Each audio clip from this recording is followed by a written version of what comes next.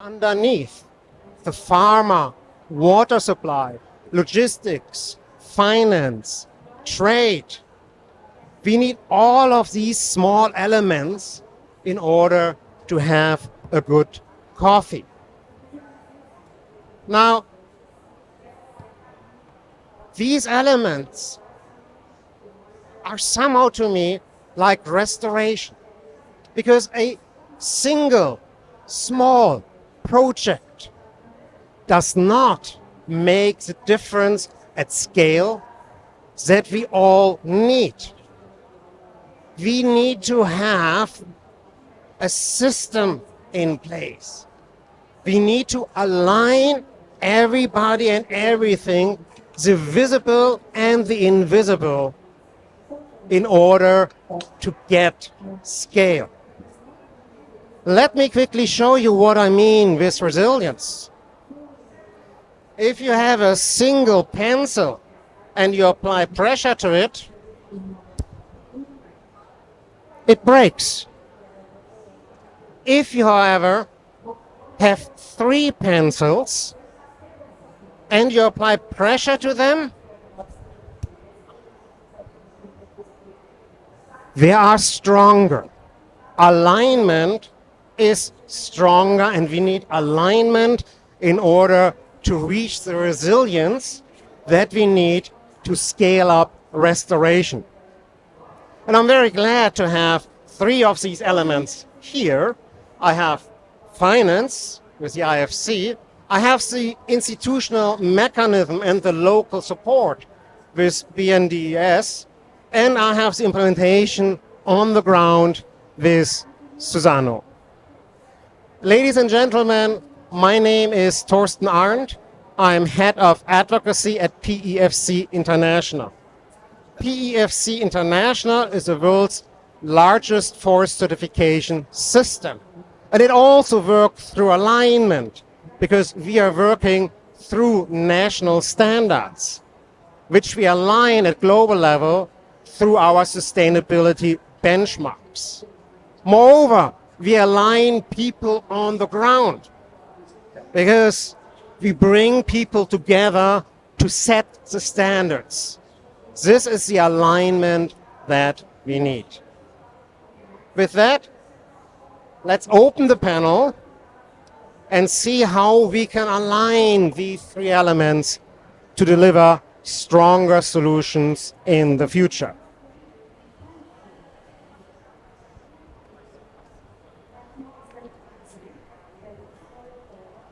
So let me quickly look at my notes.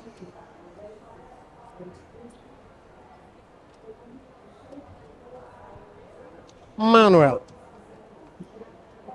IFC is exploring how to unlock large-scale strategies for forest restoration in Latin America,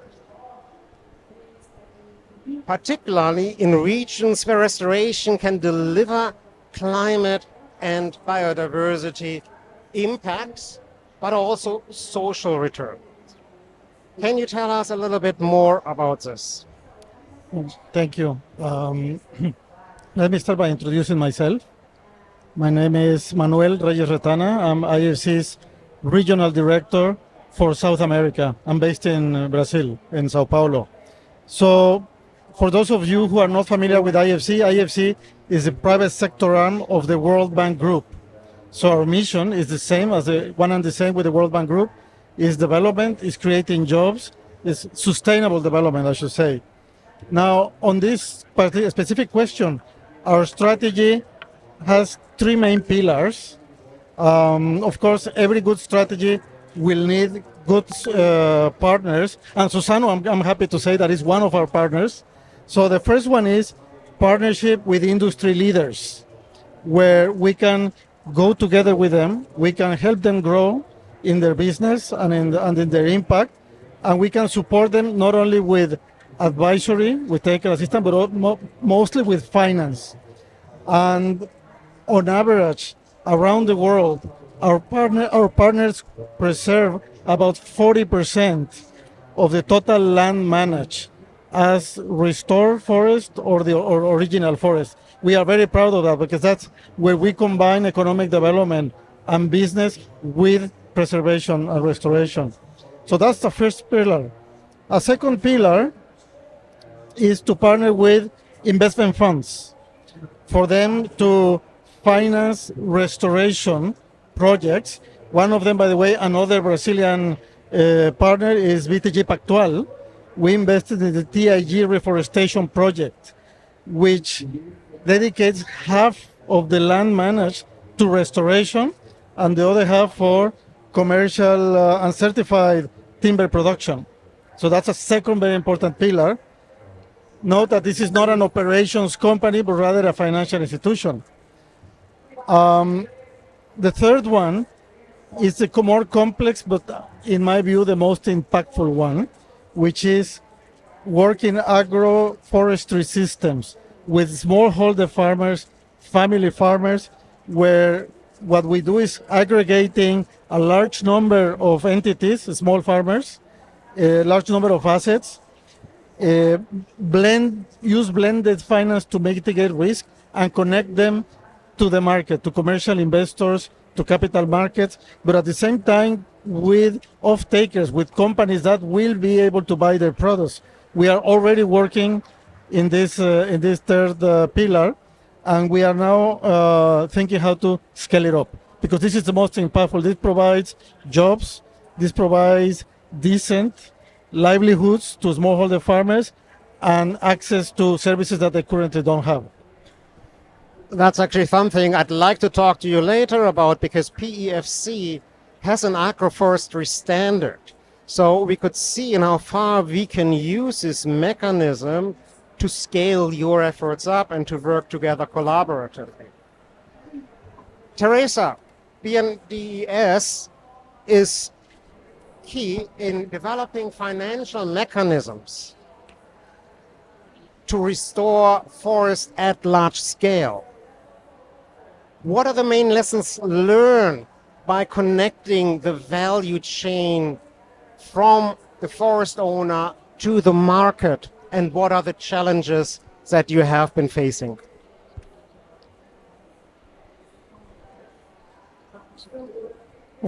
Muito boa tarde a todos, a todas. Uma alegria estar aqui. Obrigado pelo convite. Obrigado pelo convite. Essa agenda de restauração florestal para o BNDES é uma agenda nova, aliás, para o Brasil todo, mas é uma agenda estratégica. Nós estamos tratando o setor de restauro como um novo setor no Brasil. O BNDES tem orgulho de, ao longo da sua história, desses 70 anos, ter cumprido um papel de fomentador de várias áreas que inicialmente pareciam desafiadoras, como é o caso, inclusive, de papel e celulose, no caso da Suzano e de outros atores. E nós, exatamente por nos colocarmos nesse papel, não só de financiadores, mas de fomentadores, identificando quais são os gargalos, quais são os elementos que precisam ser superados para criar essa sinergia, para criar esse alinhamento e para transformá-lo num setor potente, o banco atuou. A gente está tentando fazer a mesma coisa com o setor de florestas, né? Então nós estamos, só para vocês terem uma ideia, né, nós estamos com um conjunto de ações que o banco desenvolveu. A parte de crédito, que talvez seja mais conhecida, mas nós estamos alinhando todo um leilão para compra de carbono com a Petrobras, estamos trabalhando com concessões federais, estamos usando recursos do BNDES não reembolsáveis também na área de restauro, trabalhando com pesquisa e inovação para que a área de nativas ganhe projeção, como nós conseguimos com outros setores, né? Estudamos a cadeia, estamos ouvindo o setor, e com isso, não só acho que nós estamos ganhando tração, mas eu queria mostrar, sem querer me estender muito, o resultado num curtíssimo prazo, né? O Brasil, para vocês terem uma ideia, ao longo dos últimos 15 anos, tinha um projeto de restauro florestal a cada 3 anos, né? Em 3 anos, o BNDES colocou, né, na ordem do dia, já financiou 14 projetos e estamos com um pipeline de 20 projetos sendo analisados. Isso é uma revolução num curtíssimo espaço de tempo. Então, aqui vocês podem ver que nós estamos com ações em todos os biomas, estamos com 7 bilhões de reais entre financiamento e o que nós conseguimos escalar com o setor, mostrando que o Brasil tem um potencial incrível, não só porque nós temos experiência, nós acho que temos conhecimento, mas temos uma área possível de restauro no Brasil de 40 milhões de hectares, o que nos dá uma capacidade enorme e, portanto, eu acredito muito que nós vamos ser os grandes players, né, na área de restauro florestal no curto espaço de tempo. Contamos aí com o conjunto dos atores no mercado para nos ajudar a vencer essa etapa. Se mesmo sendo um setor novo, ele já mostrou o potencial e a capacidade no curto espaço de tempo se desenvolver. Obrigada. Thank you so much for this explanation. Marcela, one of those things that I've really noticed into any country where you have such a diverse population. It's amazing to see. And what I've also learned, that it's not only the people who are diverse, but also the landscapes. Now, I believe that this probably creates unique challenges for a company like Suzano to implement restoration projects. What have you learned, and what would you suggest going forward? Perfect. Thank you for the question, Thorsten, and actually thank you very much for your participating here. PEFC is one of our best partners in terms of certification, so thank you for the presence. And I agree with you, the articulation is one of the most important pillars for restoration. So thank you also, Emmanuel, and thank you, Teresa. Both BNDES and IFC are huge partners of ours, really moving the scale up and moving this agenda forward. Thank you very much. So you're right, Thorsten. We operate in the most biodiverse country in the world, and this presses lots of challenges. The main challenge, I think, in our case, being private sector, is integrating the restoration efforts into our business model, because this is the way of actually guaranteeing that this initiative goes long term, right? So what I mean by integrating is integrating the forest operations, the restoration efforts, and also the conservation efforts, right? We have been working since 2010 with very organized ways towards biodiversity, and we have been scaling this in the recent years. We have currently 45,000 hectares under restoration and another commitment of another 24,000 for the next 4 years. Additionally to that, there is our long-term goal of connecting biodiverse corridors, 500,000 hectares of biodiverse corridors across 3 different biomes, so Amazon, Cerrado, and Mata Atlântica. This is an effort that we do together with small landowners, small associations, NGOs, implementing partners, and also financing mechanisms, so the articulation, again, is very important. Very diverse models again, so one technique that works for a certain biome and a certain space of land doesn't work to the other, so we use very mixed use land use models and also restoration techniques. Another lesson learned, I would say, is aggregating the social components into the restoration agenda. So one big challenge being such dispersed areas here is having the value chain organized to provide for services and supplies for restoration. So aggregating the social aspect to that, both generating job opportunities within our forestry management, so silviculture, harvesting, and also logistics, but then creating job opportunities within the restoration agenda is very important. So putting together nurseries, helping provide training for seed collection and seed production has been very important. Once you can generate job opportunities and income generation within the territory, then the restoration efforts are really a lot more resilient and long-term. So I think those are the main lessons learned. We have a very strong commitment moving ahead, but I think we are going to learn in the next decades also with our partners. Thank you so much, and also thank you for mentioning this social component specifically, because the social component is somewhat forgotten in the restoration discussion from my point of view, but it is about the livelihoods that we are creating and supporting, because we need these livelihoods, we need these jobs, we need decent work, because it is these people who undertake the restoration efforts for us. So we need to ensure that they have a decent life. PFC was founded by smallholders in Europe. Smallholders are usually not big corporations, but they have their livelihoods and they do forestry to support their livelihoods. And the social component is therefore specifically strong in PFC, because we want to reward the people who manage the forest responsibly and make sure that they have a decent life. We haven't found the financial mechanisms yet to channel money back to them, which we could use as with chain of custody certification. So they still pay for their good work by obtaining certification instead of actually getting money. But hopefully we can reverse it at some point in time. And now going to this bigger picture, Manuel, how can these restoration efforts be integrated into the sustainable development strategies in Latin America? And what role could IFC play to ensure that it leads to inclusive economic growth, long-term resilience, and sustainable livelihoods? Thank you, Thorsten. So I fully agree with you. I find it difficult to conceive fighting climate change without focusing on the communities and on the people. So this is something that consumes a lot of our energy and all of our time. And we are trying to find those solutions that provide opportunity for communities and provide them with livelihoods and provide them with economic development.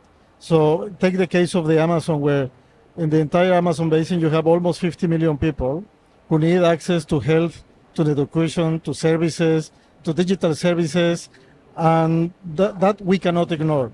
So one of the mechanisms that we hope will be very effective is actually put together and support agroforestry systems, where smallholder farmers, owners of small pieces of land, can be integrated to larger supply chains. They can receive the proper investment, the proper skilling, the proper training for them to be effective, to take care of the environment, but at the same time have some form of income. We already have a couple of structures that we started 2 or 3 years ago as pilots, and we are now getting ready to escalate. The way we're doing this is, and this is public, of course, we also partner with Natura, who buys a lot of produce from smallholder farmers in the forest, in the Amazon forest, and this mechanism provides them with working capital. We are taking the credit risk of those smallholder farmers, and Natura is the off-taker of the product. Natura has done a splendid job in creating a network by which they not only access the produce, but actually provide them with technical advisory, technical assistance, for them to know how to take care of the environment, to learn how they can be more productive, while at the same time conserving the source of their income and respecting the forest. The next stage of that is helping them on aggregating themselves in cooperatives that can add value to the product. So instead of selling 2 tons of seeds, they can sell oil already processed in their communities, which provide them again with better and easier ways of transportation and more value added for the benefit of the communities. We are using blended finance to mitigate away the credit risk of these large portfolios, to mitigate the differential between the expected return from commercial lenders and the actual interest that they can afford to pay.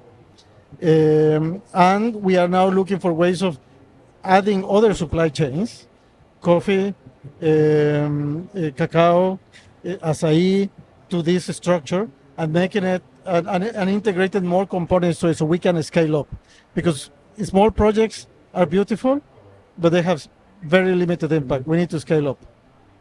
Thank you so much. I especially like oil because I think it is so tremendously important that we create as much value as we can, as close to the producer and the communities around them, because that is what we need for sustainable livelihoods to be resilient and to still exist in 20, 50, 70 years.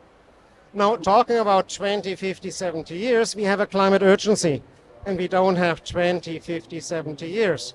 But it's already not only 1 minute past midnight, but it's 1 week later. We are right about 50 years too late in what we are doing. Now, what does BNDES do? How do you see your role in fostering multi-sector partnerships? We talked about alignment, and that is part of what you are doing. And how do you do that specifically in regions with high socioeconomic and environmental value? Bom, vou aproveitar 2 exemplos, que às vezes é melhor falar da vida real do que trabalhar conceitualmente. Nós estamos trabalhando pegar esses 2 exemplos que eu acho que são fantásticos. Um deles, nós temos um território em volta da floresta amazônica, que é a região mais desmatada da floresta, né? A franja da floresta amazônica. E em volta desse território, 70% do desmatamento da Amazônia aconteceu nesse território. É onde também se concentra a maior parte da população rural, que acaba, em não tendo alternativas socioeconômicas, acaba muito mais sujeitas ao crime organizado, ao crime ambiental, não porque queira desmatar ou ser vetor de desmatamento, mas muitas vezes porque não tem alternativa, né? Nós resolvemos induzir todo um processo de restauro florestal nesse território, né? Como vocês sabem, o governo do presidente Lula tem como prioridade enfrentar o desmatamento. Então nós reduzimos, ao longo desses 3 anos, reduzimos em mais de 50% o desmatamento. Temos uma meta de manter a floresta em pé, mas agora estabelecemos uma terceira meta, que é reconstruir a floresta onde ela foi desmatada. Esse processo de reconstrução nesse território prioritário, que é onde você tem uma parcela da população grande, né, disponível, vai ser absolutamente estratégico. Ele é estratégico do ponto de vista de biodiversidade, porque é lá onde a floresta precisa ser induzida. Em alguns outros territórios desmatados, a floresta regenera sozinho. Ali onde o desmatamento foi muito intenso, ela tem mais dificuldade de regenerar. Então, ela precisa ser induzida e é onde a população, do ponto de vista social, mais precisa. Então, nós estamos atuando fortemente nesse território, não só com crédito, mas usando os nossos próprios recursos. Um desses recursos é o Fundo Amazônia. O Fundo Amazônia é um fundo de recursos de doação, né?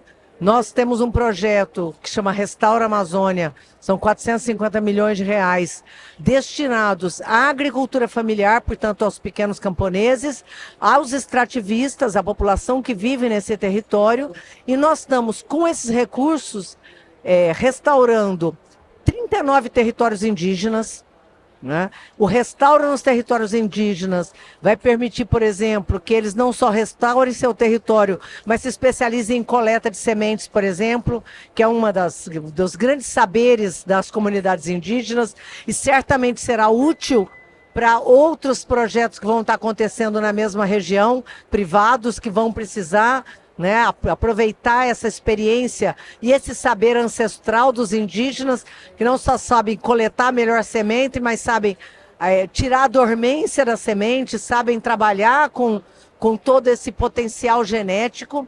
né? Nós estamos restaurando áreas em 80 assentamentos da reforma agrária, né? Portanto, também em territórios estratégicos, né, de agricultores familiares. Tudo isso vai gerar toda uma sinergia nesse território que é prioritário. Agora, nessa carteira que eu comentei, né, dos 7 bilhões de projetos que nós estamos financiando, nós não temos só restauro ecológico, onde parte dos nossos parceiros e clientes estão restaurando com a finalidade, né, de crédito de carbono, mas também nós temos florestas produtivas, nós temos ações casadas com a agricultura familiar e nós temos parte do restauro voltado exatamente para florestas mais intensivas em alguns produtos florestais, como é o caso de florestas mais ricas em açaí, ou mais ricas em cacau, ou mais ricas em café, né? Então, nós estamos, acho, com um conjunto de ações e o poder público tem ajudado a desenvolver isso, né? A Embrapa e outros atores pesquisando como garantir que essa floresta possa ser mais produtiva e o Brasil possa dar esse salto, não só reconstruindo a floresta amazônica, mas reconstruindo os outros biomas do Brasil.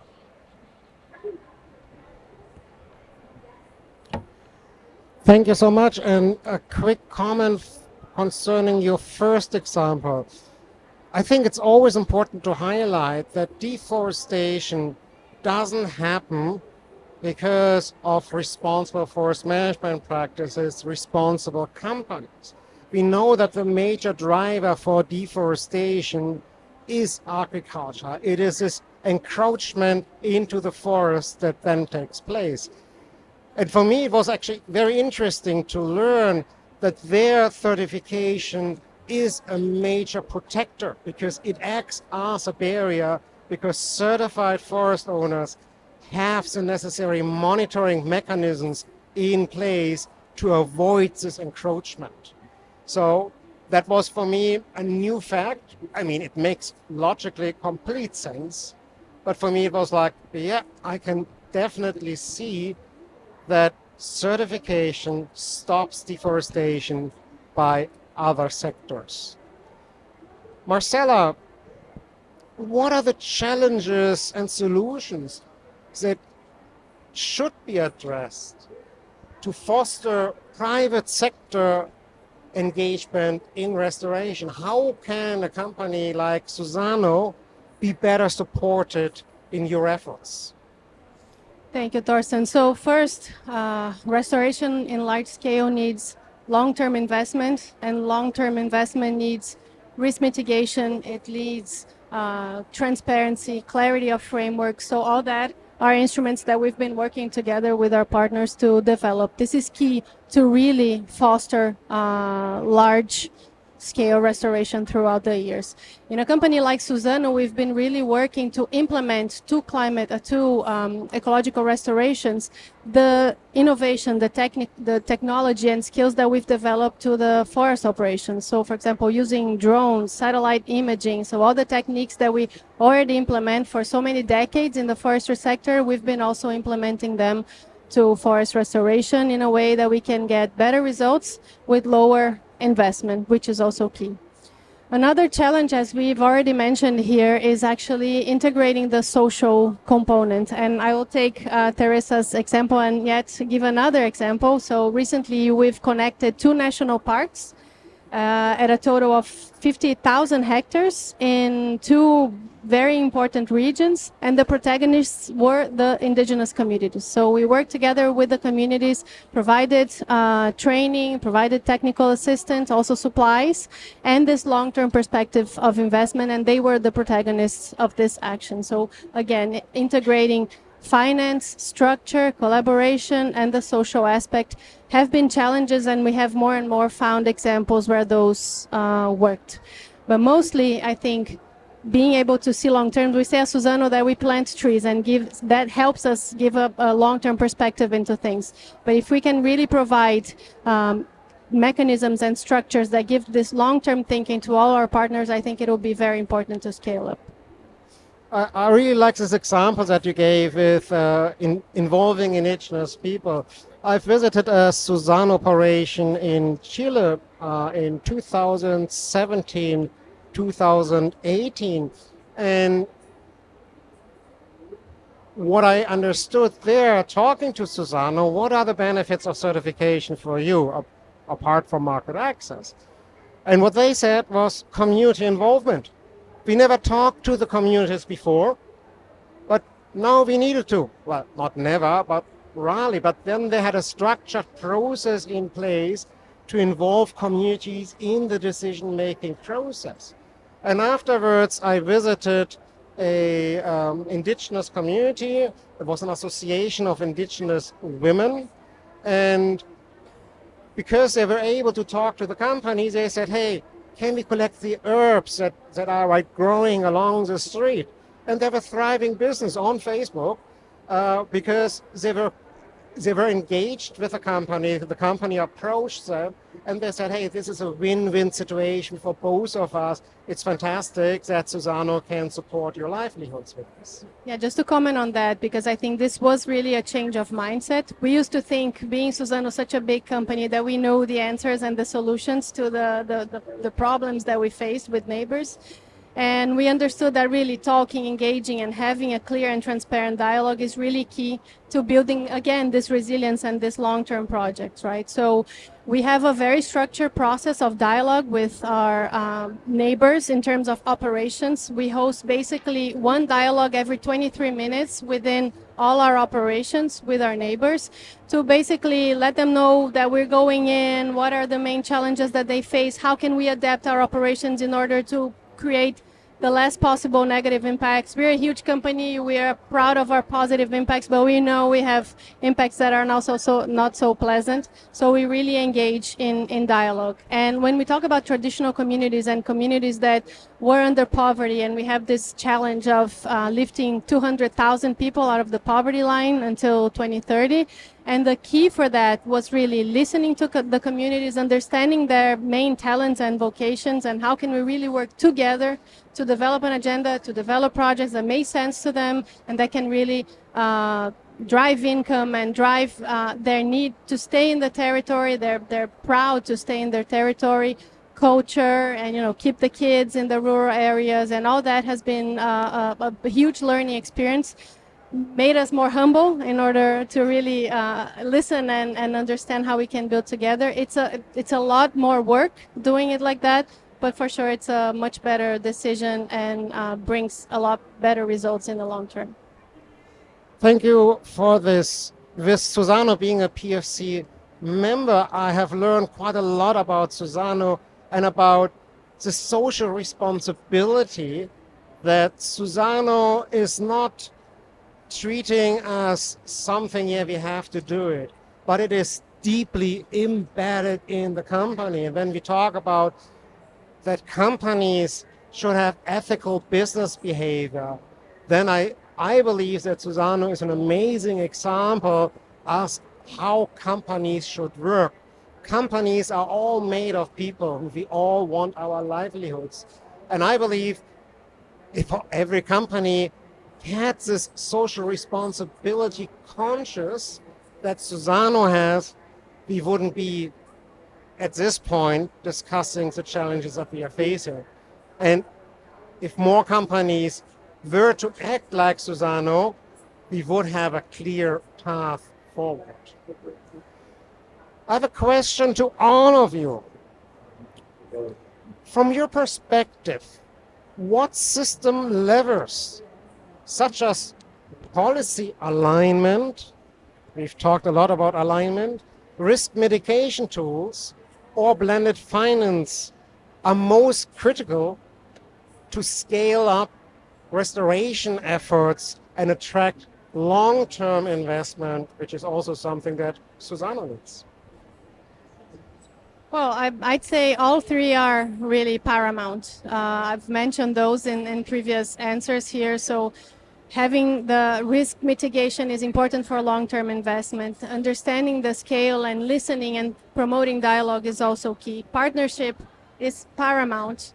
to make sure the investments are durable and that they are integrated within each reality. I think also thinking in terms of the territory, which are really the characteristics of each territory is really key also. And then local partners really help us a lot, and the neighbor communities as well.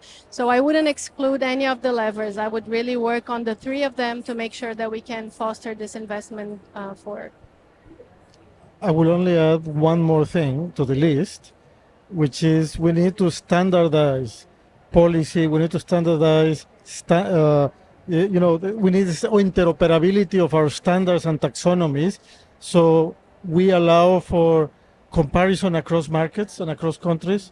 We allow for cross-border flows as well, and also in carbon. We need to get the carbon markets going. Teresa?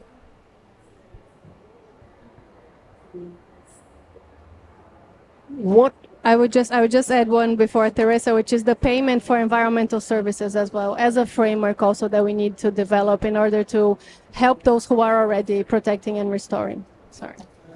Yes, I mean what I find also quite important is I've been looking into how certification actually acts on the ground, and I think it's a fantastic process. But it's a process management system.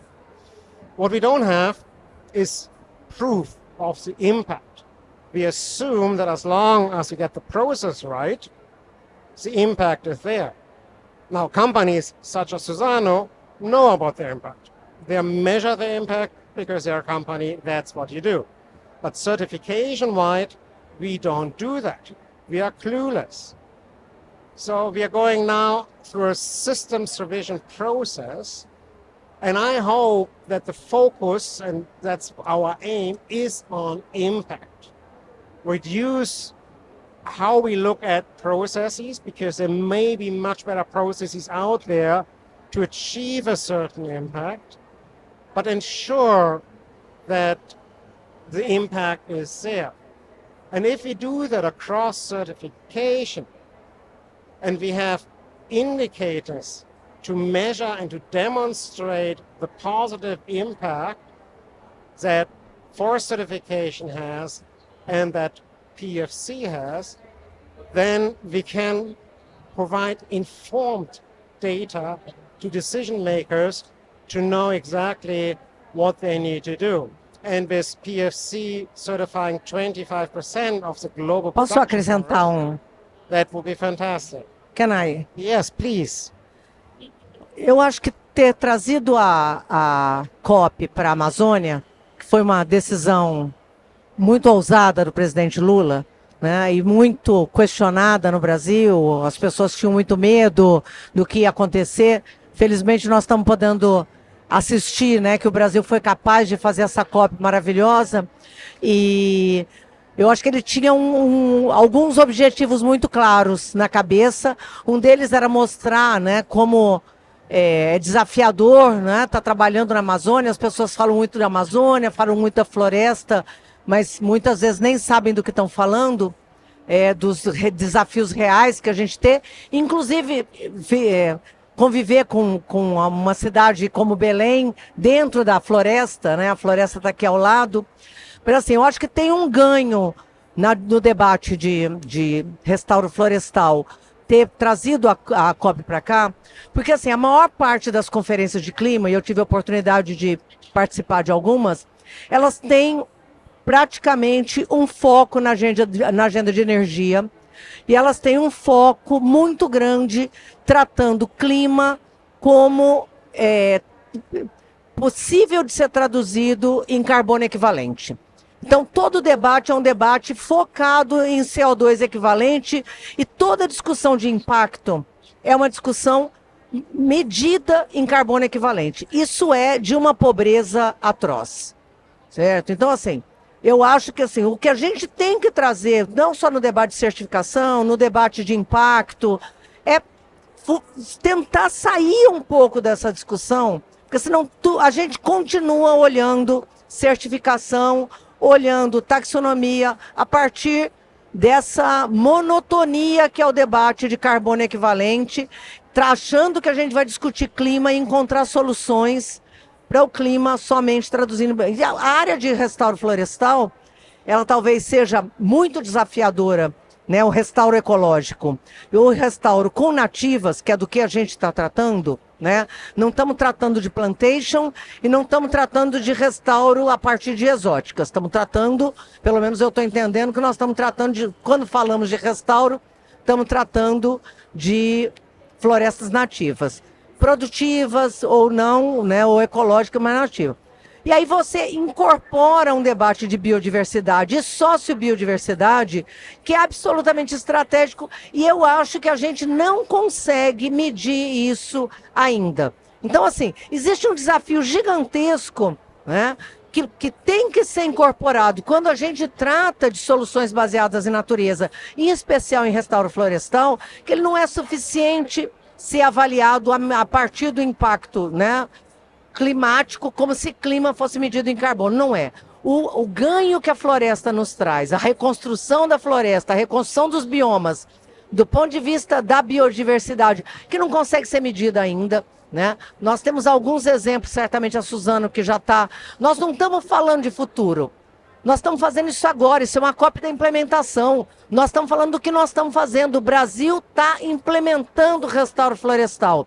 E a gente não consegue sequer se apropriar do ponto de vista do ganho que nós estamos dando para o planeta em estar não só capturando carbono, mas principalmente restaurando biodiversidade e sociobiodiversidade. Então, assim, nós temos um desafio gigantesco em poder medir isso, em poder se apropriar desses ganhos e em poder valorizar isso não só do ponto de vista monetário, mas do ponto de vista social. E eu acho que a gente perde muito se a gente continuar preso num debate de carbono. Tereza, até se me permitir, se eu puder adicionar isso, até, desculpa, voltei para o português aqui, mas eu acho que esse aspecto é crucial. A gente, quando fala em impacto, se a gente quiser olhar só os indicadores que são puramente numéricos, eles não falam de impacto, né? O impacto, na verdade, é a transformação. E transformação não pode ser só a transformação natural, ela não acontece sem um aspecto social no território, né? Então, acho que a Suzano vem trabalhando, eu falei, desde 2010, com os temas de restauração, de biodiversidade, porque eles são cruciais para a nossa operação. Plantando em mosaico, a gente vê o quanto que os fragmentos de florestas nativas, inclusive, ajudam a resiliência das nossas plantações de eucalipto, né? A gente vem, obviamente, melhorando geneticamente os clones para que eles sejam mais resistentes às mudanças climáticas, mas não tem nada que garanta mais resiliência a essas plantações do que ter os mosaicos de áreas nativas ali também junto, né? E o aspecto social é fundamental para a conservação, é fundamental para combate a incêndio, que a gente tem visto cada vez mais, né? É fundamental para que, de fato, o território seja forte o suficiente para gerar oportunidades para todos, para a empresa também, mas para todos que vivem ali, né? Esse aspecto humano, ele é realmente indissociável, e na medida em que a gente tem metas que trazem o aspecto social, o aspecto ambiental, também o aspecto financeiro, a gente tem visto que o impacto tem sido cada vez mais positivo, e é um impacto de transformação do território. Não é só esse mensurável aí, né, em toneladas e carbono e etc. Então, é isso, assim, a gente poder juntar esse aspecto ambiental, social, com resultados que trazem também resultados econômicos, porque trazem para a empresa, né? Quando a gente tem uma comunidade ali bem amparada, que está tendo um sucesso, né, você vê que, de fato, a empresa vai melhor também. Então, acho que é agregar, de novo, todos esses aspectos, né? E a certificação, sim, ajuda muito a melhorar os padrões, os standards, e incorporar todas essas esferas na análise e na produção de indicadores depois de impacto. I have to jump in because I fully agree that using one metric to measure all the dimensions of impact is incomplete. So you cannot measure people's well-being with tons of carbon dioxide. However, we do need to identify what are these other ways in which we are going to measure success or progress. And we need to speak a common language. So one metric is not enough. What do we need to add? Do we need to add income per family? Do we need to add square kilometers restored? So we need to identify how do we measure all the dimensions of impact that we want to create. And I guess that will be part of the discussion in the coming months. But I agree with you, we are 2 weeks late to midnight. Yes. And I mean, I like this discussion and this focus away from just the climate and the carbon, because there's so many more challenges to solve. I mean, the challenge that PFC now has is, of course, to come up with some kind of measurements also for the social impact. And I don't have any clue how to do that and how to come up with something that makes sense at global level and how this can then be adapted at national level.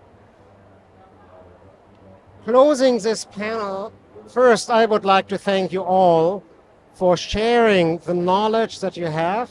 I've learned a lot, and I'm actually looking positively into the future, understanding what you guys are working on, because that is impact that you will be having.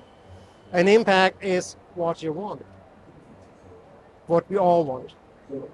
Let me circle back to my little small coffee bean, because what I have learned about the coffee bean was that it was not sustainably sourced. And talking to the barista, I understood sustainable sourcing is not relevant in the national market in Brazil. Producers get certified to export, but not at local level because there's no demand for that. And I wish that we could find more alignment here as well to support the producers in obtaining certification, creating the demand for their products, and ensuring that those lands are sustainably managed. With that, a big applause for our three panelists, please. Thank you.